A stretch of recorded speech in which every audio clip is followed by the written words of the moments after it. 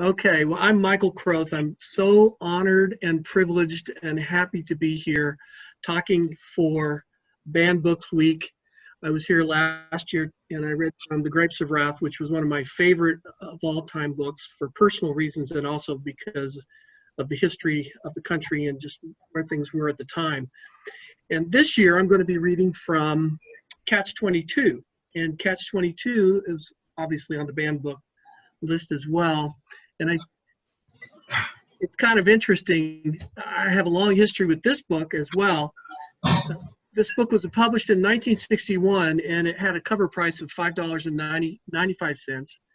And it was not a bestseller when it was a hardcover book. It only sold, I think, 12,000 copies.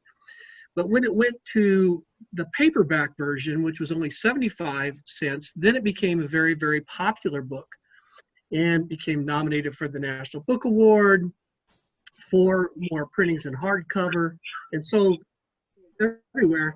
And the interesting thing about it is that after it became published, even though Joseph Heller didn't believe it, didn't write it as an anti-war book, it became perceived as an anti-war book by teenagers around the Vietnam War era. And it seemed to embody what people were feeling about the war at the time. And so people would carry them around. And I'm reading here, it says a common joke was that every student who went off to college at the time took along a copy of Catch-22. The popularity of the book created a cult following, which led to more than 8 million copies being sold in the United States. And a review in the New York Times, the author wrote, he said, commented that Heller's book presaged the chaos in the world that was to come. The comic fable that ends in horror has become more and more clearly a reflection of the altogether uncomic and horrifying realities of the world in which we live and which we hope to live. It's considered to be, by many, one of, if not the greatest anti-war movie or anti-war novels of all time. And it has been made into at least one movie, one miniseries, and one was just recently out with George Clooney. Wow. Hello. That's Mr. Heller right now saying I didn't get my facts right.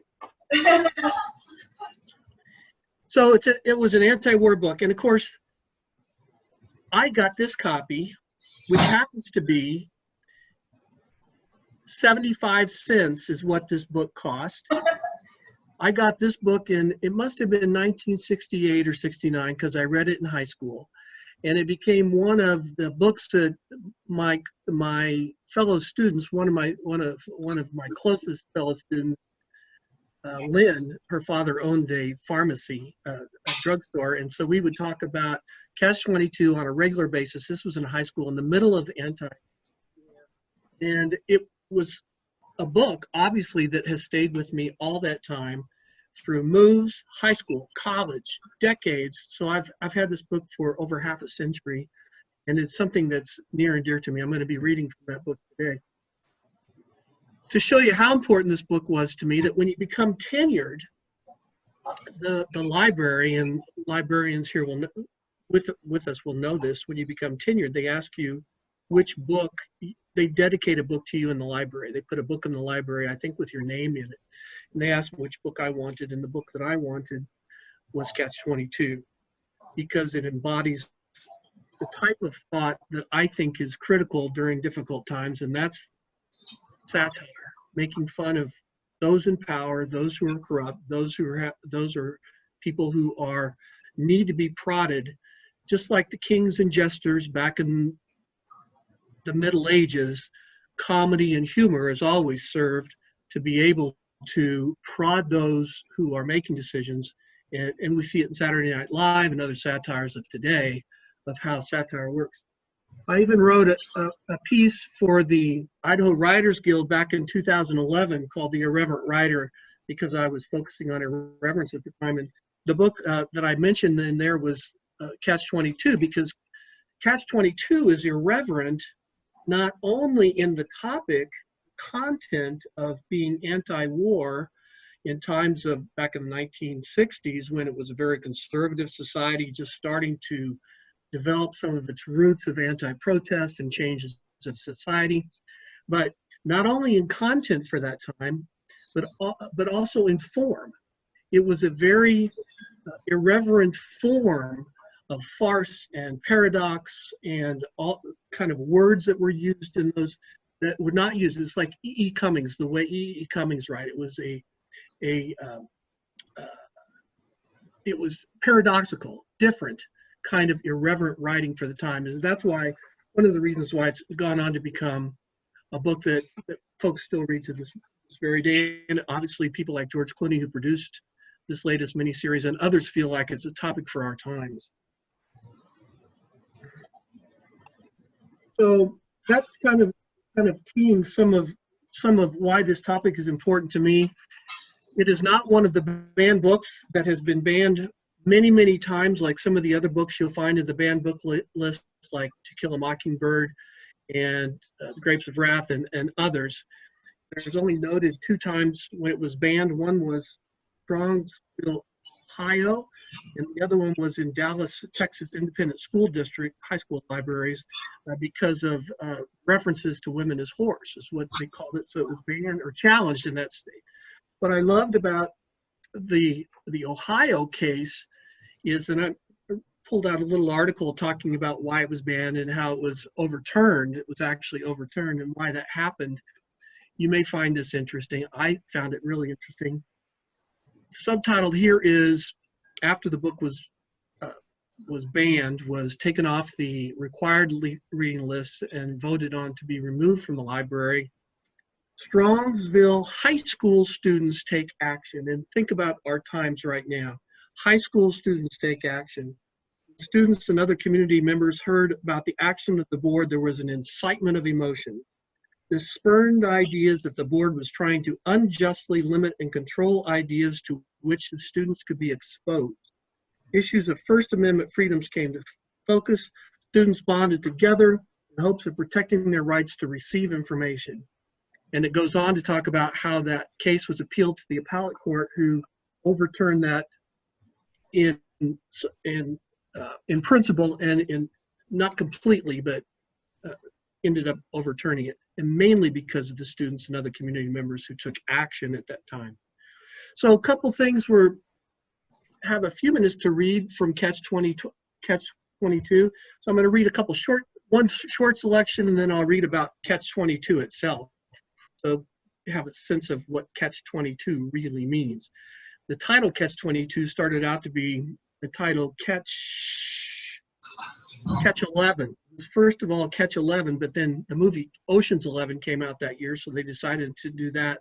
Then they thought about Ocean's 17, but then Stalag 17 came out, and so a variety of reasons moved it, so it ended up becoming Catch-22. So here's a piece that gives you a sense of kind of the writing style of Joseph Heller during his writing of Catch-22. This is about God.